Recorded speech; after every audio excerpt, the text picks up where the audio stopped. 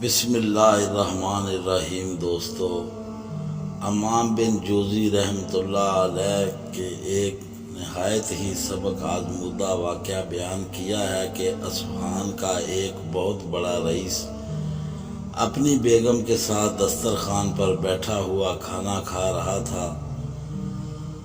دسترخوان اللہ کی نعمتوں سے بھرا ہوا تھا۔ اتنے میں ایک فقیر نے آ کر صدا لگائی کہ اللہ کے نام پر کچھ کھانے کے لیے دو۔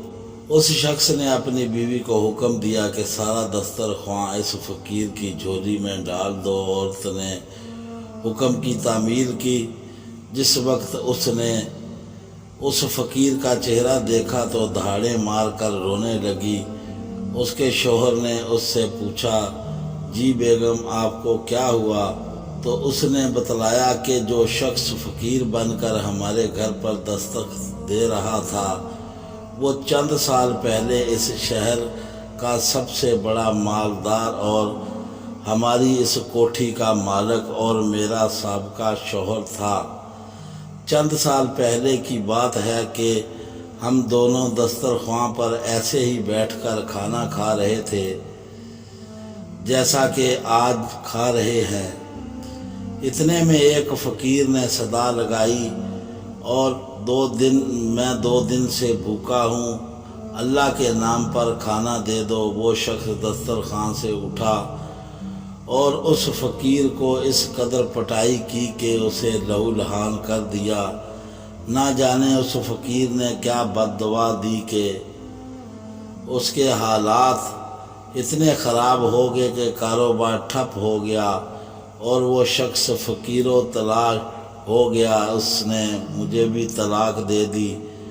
اس کے چند سال گزرنے کے بعد آپ کی زوجیت میں آ گئی۔ شوہر بیوی کی یہ باتیں سن کر کہنے لگا، بیگم، کیا میں آپ کو اس سے بھی زیادہ تعجب خیز بات بتاؤں؟